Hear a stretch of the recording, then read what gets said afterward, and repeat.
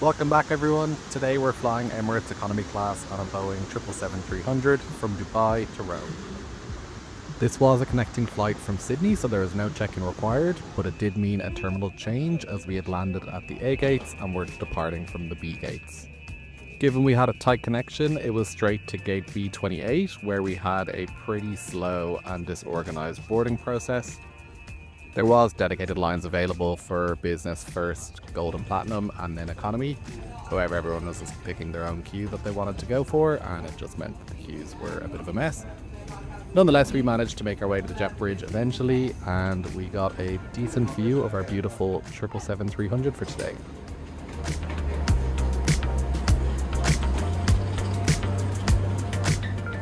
Our aircraft today was delivered to Emirates back in April 2009. And when you step on board, you can definitely feel that age. Despite the age though, the cabin was surprisingly clean and well kept, which was great to see. We made our way through the dated business cabin, which I'll be reviewing in an upcoming video, so make sure you hit that subscribe button to see it in more detail, and headed all the way to the back to our seats. We were in the twin seats, which are a great option at the rear of the plane, though Emirates does charge a premium for these. In this case, they cost an additional 68 Australian dollars to select.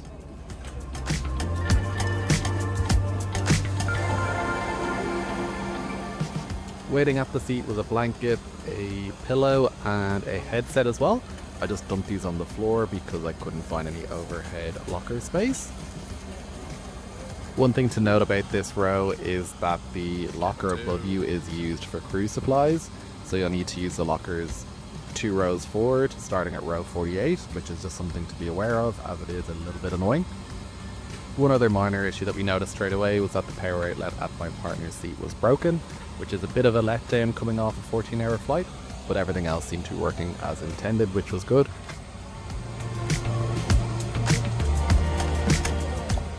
For the twin seats, you can lift the armrest up as in any other row, and it does have the option to recline.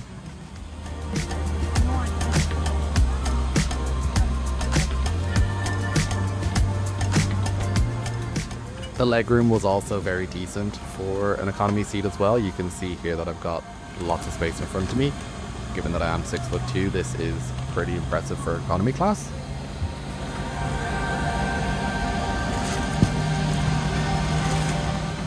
The provided cushion or pillow that they give you isn't great. It is just your standard economy pillow, so definitely bring your own neck cushion at least. I borrowed the premium economy pillow from the previous flight, which to be honest did save this seat because there was a lack of cushion for the tush. So definitely bring your own, or bring your own neck pillow at a minimum, so that you can use the provided pillow to bulk up the lack of padding that they have in the seats.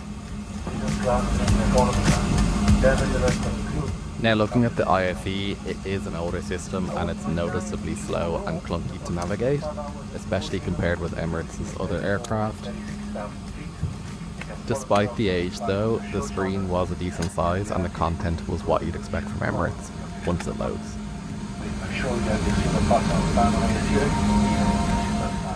Each seat also has a foldable tray table, which was sturdy and functional, so really no complaints about that.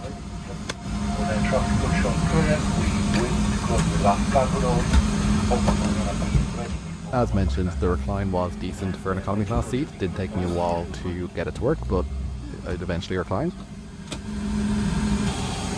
And you can see here there is a bit of additional space if you are in a twin seat towards the back, given that there is no third seat within the row. You also get your own individual air vent, which is what you would hope to see from a Gulf carrier.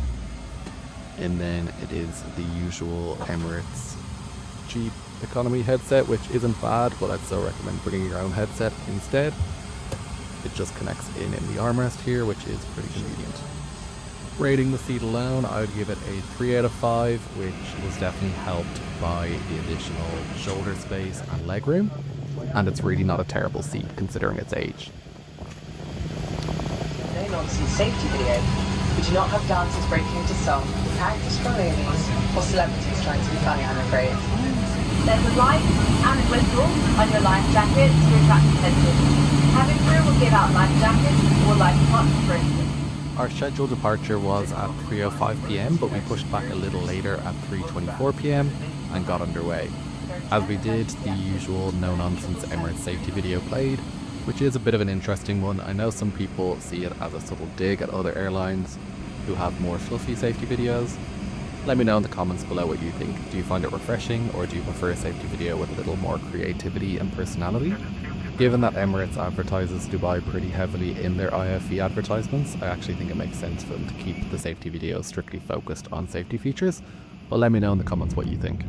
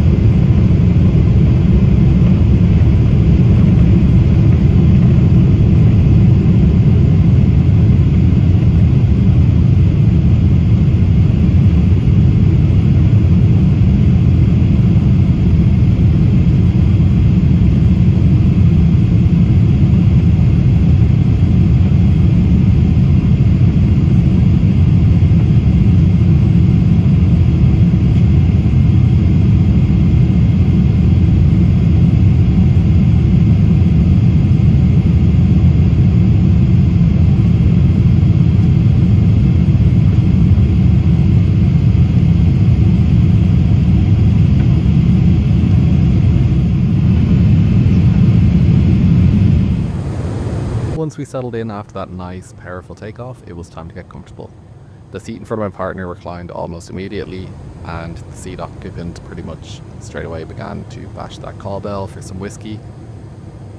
Kind of cute. I know you gotta do what you gotta do to try and get to sleep, but the cabin crew were definitely not impressed.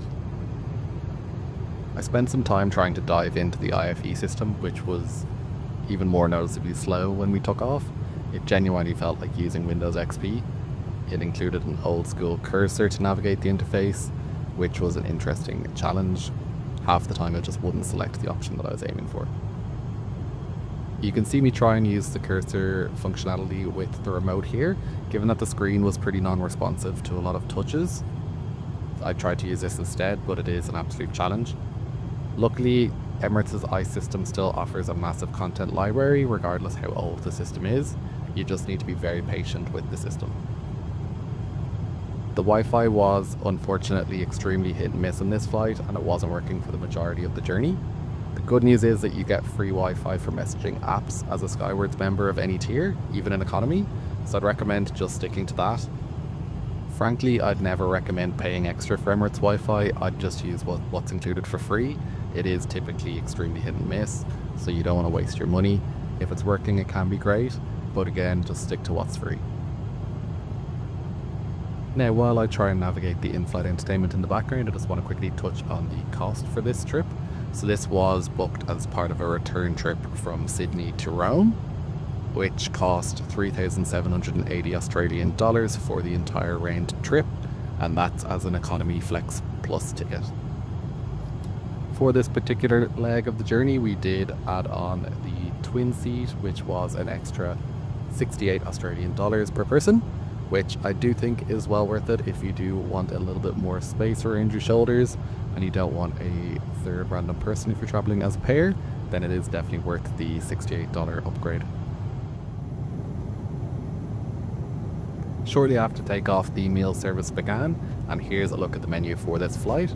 We were offered a full lunch service, and then before landing we would get a pre-landing snack, which it didn't specify in the menu what that would be, so stay tuned to see what it was. Emirates does always offer a full selection of alcoholic and non-alcoholic beverages, which is typically great. However, let's take a look at the meal and see how this holds up for a shorter flight like this. I opted for the braised chicken with green peas, red pepper, penne pasta and herbs. And this came with a celery and apple salad, which had lettuce, kale, mayonnaise and yogurt dressing, which was not great. Aside from that, you do also get cheese and crackers, a small chocolate, a little sanitizing hand wipe, bread, butter, and then you also get your dessert and a bottle of water as well. So it is a decent range of food for an economy class ticket. The butter for the bread felt like it came fresh out of the freezer, so I did my usual trick of just leaving it on top of the hot food for a few minutes.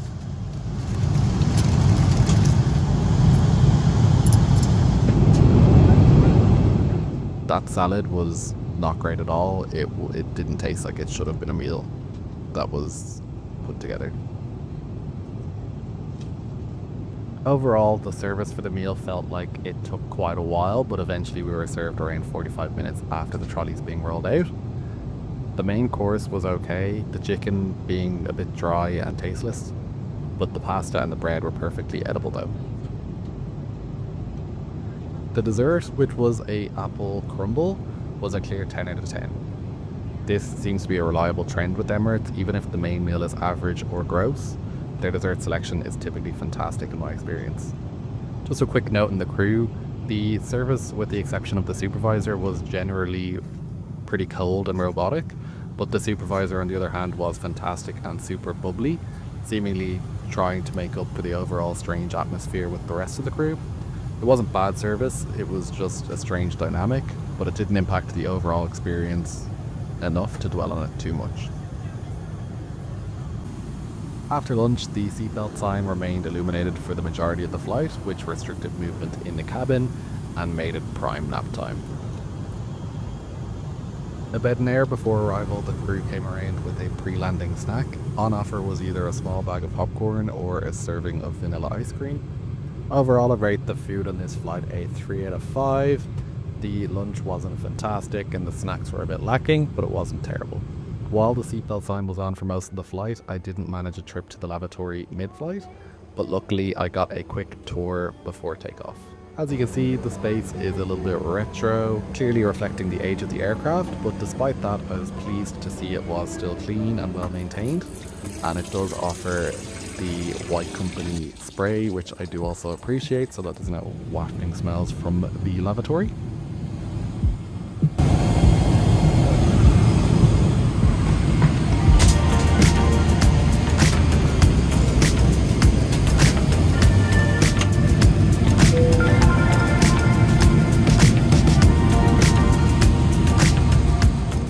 We eventually began to see the stunning Italian coastline in the distance breaking through the clouds. The weather around Rome was pretty cloudy and it was a relatively bumpy arrival as well. So we were lucky to be graced with any kind of view at all as we came over the coast.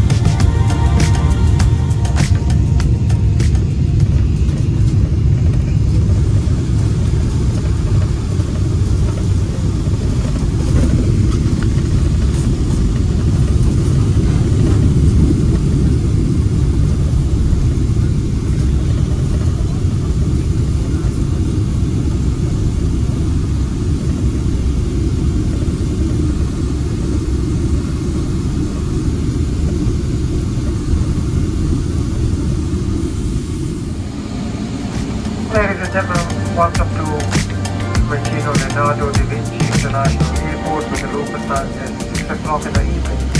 And after We actually managed to make a great time, landing well ahead of schedule. Our scheduled arrival was 6:45 PM, but our touchdown was at 5:58 PM, which was fantastic given our late departure as well. I did touch on this earlier, but just to cover off the service, I will give this a 4 out of 5. The cabin supervisor was amazing. The rest of the crew just seemed a little bit uninterested and robotic, but they got the job done and the cabin supervisor really propped up that score. Thankfully we had a few interactions with her.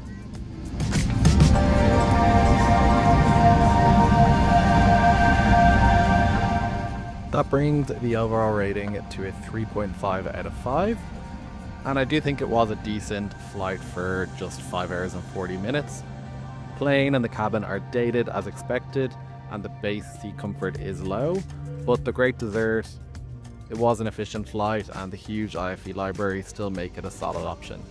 Some things to keep in mind when you are booking any trip, not just with Emirates but any airline, is that they may operate different aircraft for different flight schedules or times.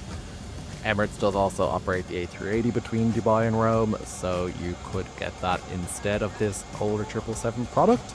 It is still one of their older A380s, but I would still say that that is better than the older 777s. So definitely be sure to check out which particular aircraft you'll be flying on before you book. As always, thank you for watching. I do hope you enjoyed the video. Please do consider liking and subscribing if you do want to see more content in the future, and enjoy your day.